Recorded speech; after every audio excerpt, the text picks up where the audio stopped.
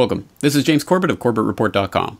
And I'm James Evan Pilato of MediaMonarchy.com, and we both welcome you back to The New World Next Week. And of course, you can find everything you need at NewWorldNextWeek.com. James, I'm kind of excited to flip the script a little bit as you and I discuss what we're going to do each week on New World Next Week.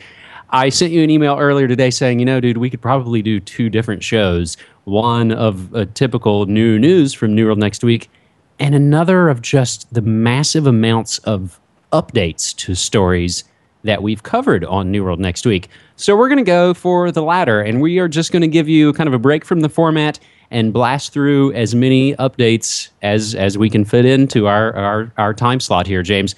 We'll somewhat go chronologically. I'll set them up. You knock them down. CIA documents acknowledge role in Iran's 1953 Operation Ajax coup. The CIA has released documents which, for the first time, formally acknowledge its key role in the 1953 coup, which ousted Iran's democratically elected Prime Minister, Mohammad Mossadegh. The documents were published on the Independent National Security Archive on the 60th anniversary of the August 19th coup. James, if sooner or later it finally comes out. And in other hot breaking news, the Korean War armistice has just been signed, and a young upstart named Elvis Presley is tearing up the charts. Yeah, this is, 60 years too late? And something that we all knew anyway, so this just goes to show that the government is so arrogant that they think whenever they decide to tell us about something, suddenly it becomes real. So now I guess we don't have to be conspiracy theorists for talking about Operation Ajax, which has been documented and on the record for decades. But now we can finally talk about it without being conspiracy theorists, so yay. And that was, I found it interesting when this news was coming out, that as soon as I heard it, I said, oh, that's Operation Ajax, right? So how would I have even known that off the top of my head if this weren't somewhat common knowledge for anybody that's done a bit of research and digging?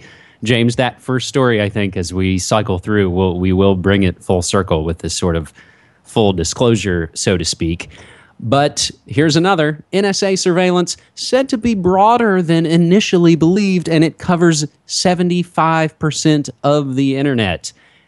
Declassified documents prove NSA is tapping the internet. So, James, again, another shocking surprise that the worldwide wiretap that was created by the intelligence agencies is being spied on by intelligence agencies.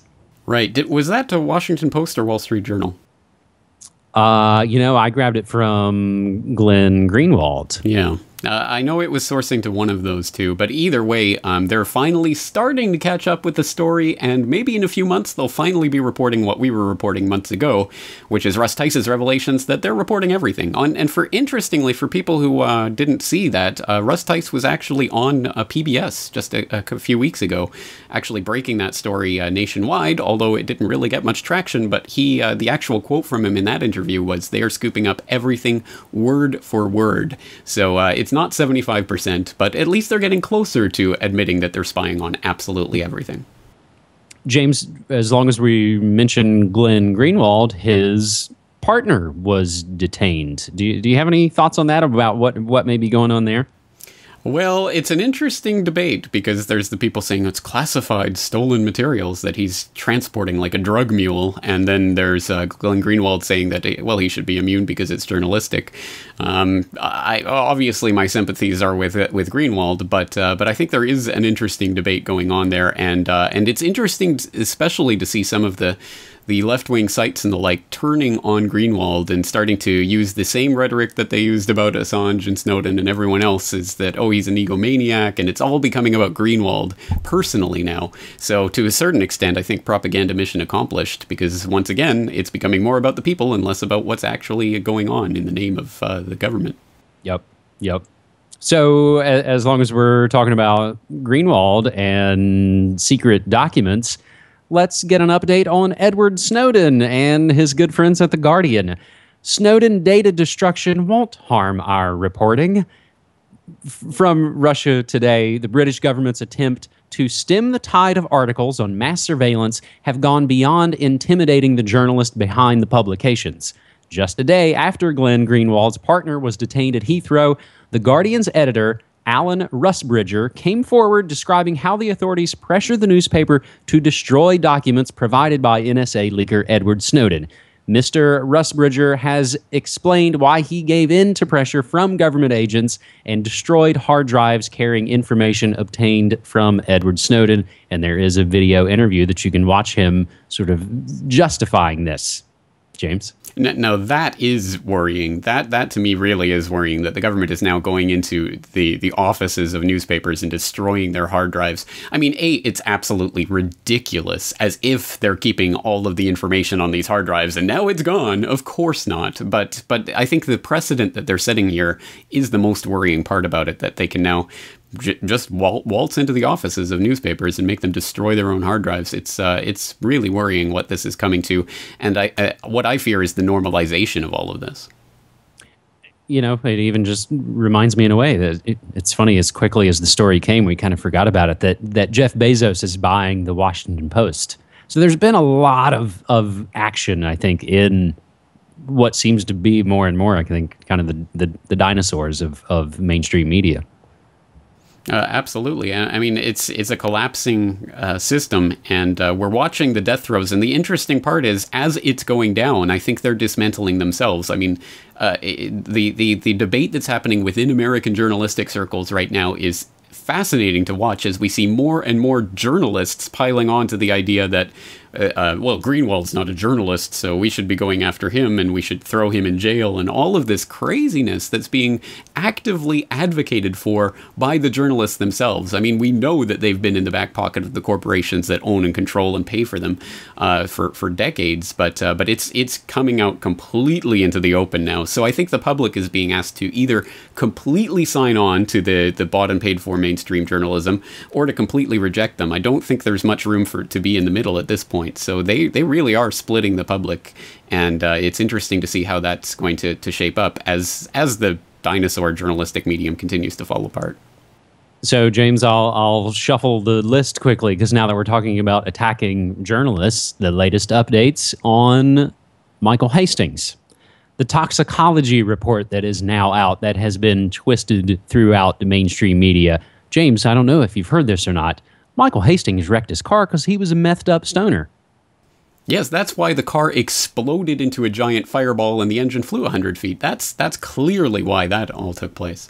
Yeah, this is absolutely... I mean, did we expect anything different? I certainly didn't. I was assuming this was going to come out in one way or another. The interesting part to me is that the coroner's report specifically states that neither the pot nor meth that was supposedly in his system had anything whatsoever to do with the crash. They're admitting that there were just trace elements that showed he had been imbibing them earlier in the day. And the interesting part also is that all the headlines are reading meth. Oh, he was on meth, when it's really amphetamines that could trace back to any number of different substances, including over-the-counter medications and the like. So we have no idea of knowing that, but it is a convenient character assassination to follow the real-life assassination. And one other part of this is that one of the family members has come out anonymously to an alternative media website to say that that they don't that basically this is BS and they're not buying it, but they won't come out on record to say that. So again, there's been some clearly there's been some turning of the screws behind the scenes on all of this. And another aspect of this just came out on LA Weekly. And apparently not only was Hastings fearing FBI persecution and saying he had to drop off the radar and sending panicked emails, now it's also being admitted that he specifically talked about the fear of having his car tampered with. So that's now on the record as well as part of this mix. And we're still being asked to believe it's all one giant accident. I wondered when I saw his wife show up on Piers Morgan on CNN. I instantly was like, okay, so the story's going to be changing. But James, just as you said, all the headlines screamed meth. And again, you only know that, you know, the toxicology says those things didn't really add up because you took the trouble to read the article. So that's this. It would be like saying, you know, you're an opium user when you maybe just had a poppy seed bagel. Exactly right, and people have been arrested for that before, Yep. so it's nothing to laugh at. No, it's exactly right, and it's a convenient character assassination. And you know, and I know, if you and I or anyone else in the alternative media was ever set up for something like this, it would be the exact same thing, and they'd either fake the report or use some cockamamie excuse like that to gussy it up. So we shouldn't buy it at all, and the family apparently isn't behind the scenes. James, a story that probably would have made it had this been your regularly scheduled New World Next Week.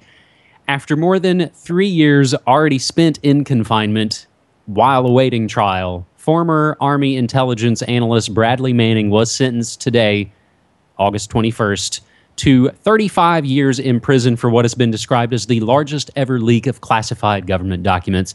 General consensus, James, seems to be that they kind of backed off on giving him a massive sentence so that Obama wouldn't look like the lying war pig that he is. Really? 35 years isn't a massive sentence? It's It's still about- an order of magnitude more than anyone involved with Abu Ghraib ever got, let alone the people at the top, the criminals, the war criminals who ordered it, the Rumsfelds and the Wolfowitzes and Pearls and the like. So it's really disgusting. I mean, what else can you say about this verdict other than it's absolutely disgusting? And say what you will about WikiLeaks, I have my misgivings about them and all of that as well. But what Bradley Manning evidently did or allegedly did, absolutely still, the treatment that he's received for that is just the most telling indictment that's possible of the American injustice system. So, yeah, if you expose how your government is killing and torturing people, you yourself might get tortured or killed.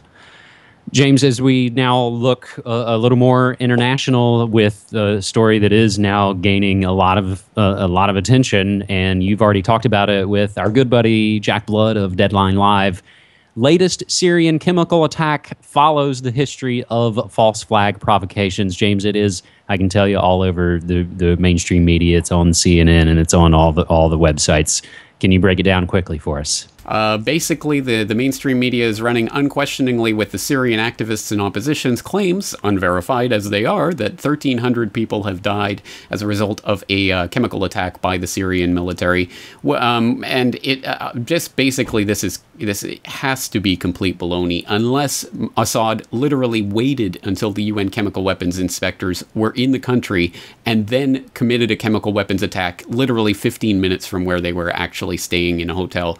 It would be the stupidest thing that would be possible for Assad to do. There's literally nothing stupider that he could have done other than, I suppose, chemically attacking the chemical weapons inspectors themselves. But I don't buy it for a minute. I think this is clearly the only people who stand to benefit from this are the rebels, who we know have chemical weapons. I documented that in that video you referred to, so I hope people will get that video and spread it around, because they're going to try to push this. This is, I think, if there's going to be any intervention in Syria, it'll be as a result of this incident. So I hope people out there will help spread awareness of this before it gets too far out of hand.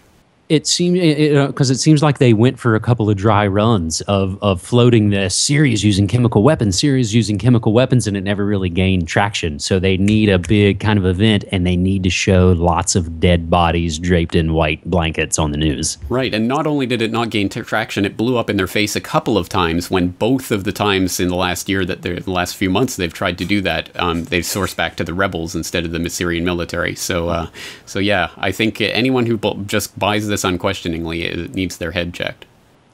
James, tank at Crippled Japan nuclear plant leaks highly radioactive water. Crews try to pump it out. Has the Fukushima situation inflamed again?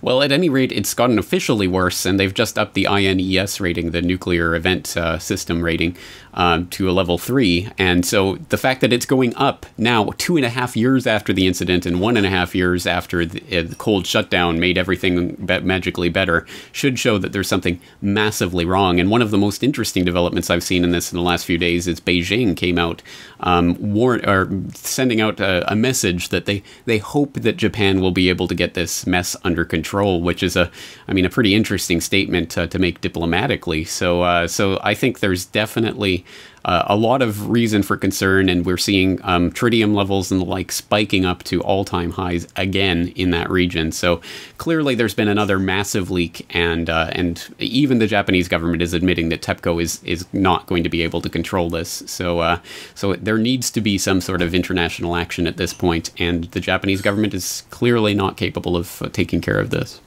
So I think putting those together shows in a way where we'll flip out from a shady situation in Syria, but an obvious situation in Japan, no one's really freaking out about it enough. Just extend the timeline long enough and it doesn't really matter, right?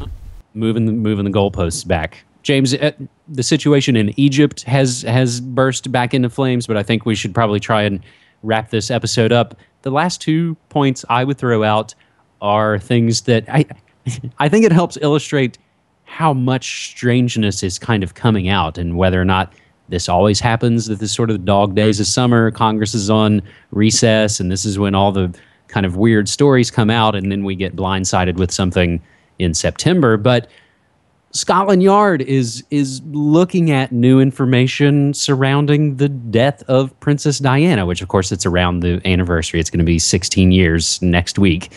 And I think that harkens back to what we were just talking about with Michael Hastings in hacking cars, possibly. Was the car stolen before it was then hacked and exploded? But just to show how insane I think a lot of this has gotten, James, and it circles back as the CIA must be busting out all of the, or acquiescing to the FOIA requests. They've even admitted they were doing work at Area 51. Now, it's not aliens, it was the U-2 spy plane. But I think these kind of show and illustrate just how much kind of strangeness is coming out. And of course, we spent Monday night talking about Area 51 and Tuesday night talking about Princess Diana at my day job at Ground Zero with Clyde Lewis.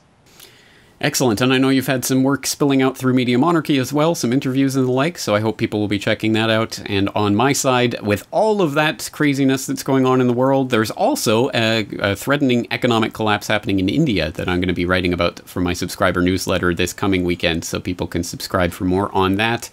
Tons of information all over the globe, and I'm glad that you have your eye on it, because there's so many balls in the air. I'm sure we've probably dropped a few, but we're doing our best. So once again, I hope people will use the hashtag New World Next Week on Twitter to inform us about upcoming stories and the like. I know people have been doing that, and we haven't been able to get to everyone's stories, so please continue to do that, and we'll get to as much information as we can.